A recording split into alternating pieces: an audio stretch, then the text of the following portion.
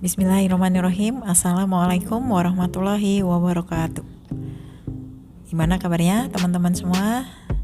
Selalu sehat-sehat ya. Mudah-mudahan kita selalu dalam lindungan Allah Subhanahu wa Ta'ala. Kali ini kita akan belajar tentang materi bimbingan konseling tentang game online di kalangan pelajar.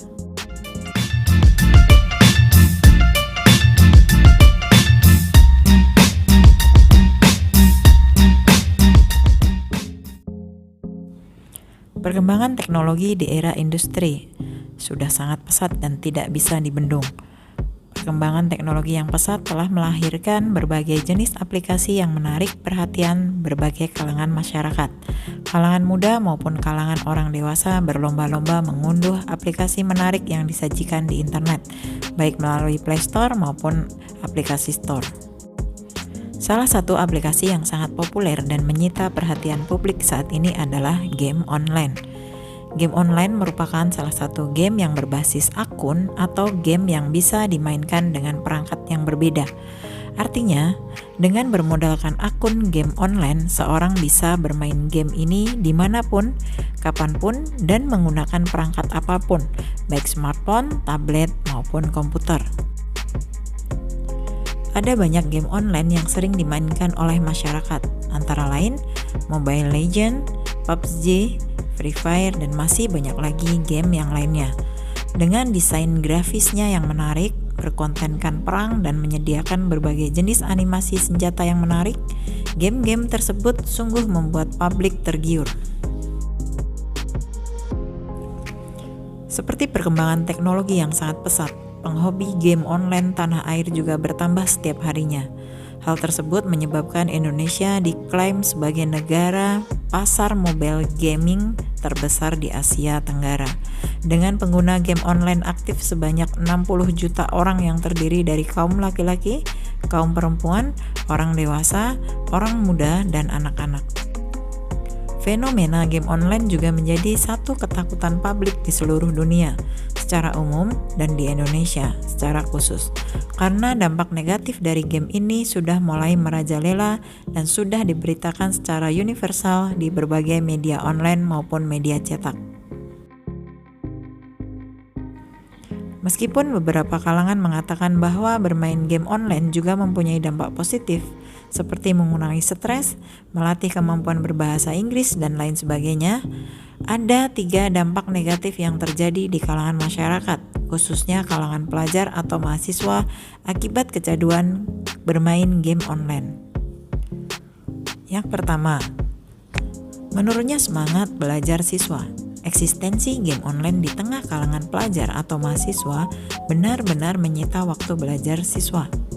Banyak pelajar atau mahasiswa kesulitan mengatur waktu belajarnya dengan baik karena pelajar yang kecanduan game online lebih memprioritaskan waktunya untuk bermain game dibandingkan dengan belajar. Bahkan, banyak pelajar yang mengaku menghabiskan waktu semalaman atau bergadang hanya untuk bermain game online dibandingkan belajar.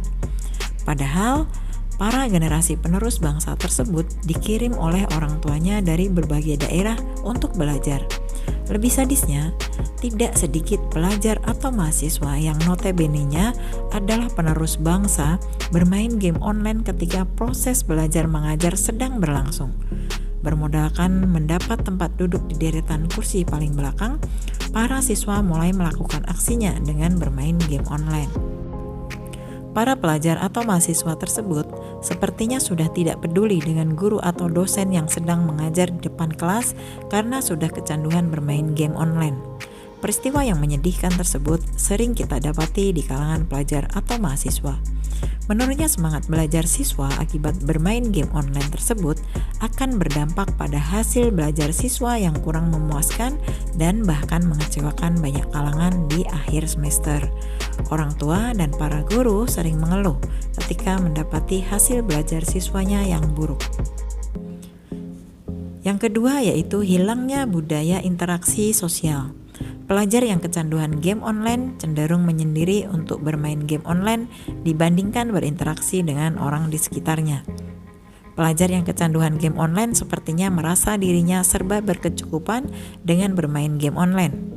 Pelajar tersebut tidak lagi membutuhkan orang lain untuk berkomunikasi hal-hal penting yang ada dalam hidupnya. Ciri-ciri pelajar yang kecanduan game online tersebut digolongkan ke dalam penyakit kelainan mental oleh WHO pada tahun 2018 lalu. Ketidakefektifan interaksi sosial dalam diri pelajar akibat bermain game online juga berdampak pada proses belajar siswa yang kurang maksimal. Karena pelajar atau mahasiswa yang kecanduan game online cenderung malas mengkomunikasikan tugas rumah dengan teman-teman atau dengan gurunya. Hal tersebut berdampak pada hasil belajar yang buruk. Yang ketiga yaitu pelajar yang kecanduan game online dapat memicu tindakan destruktif yang dapat merugikan orang lain. Tindakan tersebut seperti mengambil uang orang tua dan lebih parah lagi mengambil uang orang lain untuk membeli pulsa atau membayar warnet untuk bermain game online. Tindakan pelajar tersebut merupakan tindakan yang sangat menyedihkan, seperti yang dimuat di harian online poskupang.com. Seorang ibu di Kediri, Jawa Timur yang mendapat tagihan transaksi game online hingga jutaan rupiah lantaran ulah anaknya. Dalam lingkungan hidup kita sehari-hari, sering didapati banyak pelajar yang kecanduan game online, menghabiskan uangnya hanya untuk bermain game online. Padahal, pelajar tersebut masih mengharapkan uang dari orang tuanya. Adapun uang digunakan untuk membayar bilik warnet, game center, dan membeli senjata atau alat dari suatu game online. Tidak hanya itu, banyak pelajar menghabiskan uang hingga ratusan ribu rupiah hanya untuk membeli pulsa atau voucher bermain game online. Tindakan tersebut sudah sangat berlebihan dan perlu perhatian secara khusus. Terdapat beberapa langkah yang harus diambil untuk meminimalisir dampak negatif game online terhadap pelajar. Yang pertama, orang tua adalah tokoh yang berperan penting dalam proses perkembangan anak. Oleh karena itu, kontrol sosial yang dilakukan oleh orang tua terhadap pola hidup anak perlu dilakukan secara rutin. Orang tua harus mengarahkan anak kepada pola hidup yang teratur agar anak tidak mudah terpengaruh dengan dunia game online. Orang tua juga harus menjelaskan secara tegas mengenai dampak negatif dari game online kepada anak dengan menunjukkan contoh-contoh dampak negatif game online yang diberitakan di media. Hal ini dilakukan agar pemahaman anak terbuka luas mengenai dampak negatif dari game online tersebut. Yang kedua, perlu adanya tanggapan serius dari pemerintah. Game online sudah menjadi satu fenomena yang menakutkan saat ini. Kasus-kasus akibat dari game online juga sudah bermunculan dari berbagai kalangan. Terlebih lagi, pada tahun 2018 lalu, WHO telah menetapkan bahwa pelajar yang kecanduan game online tergolong dalam penyakit kelainan mental.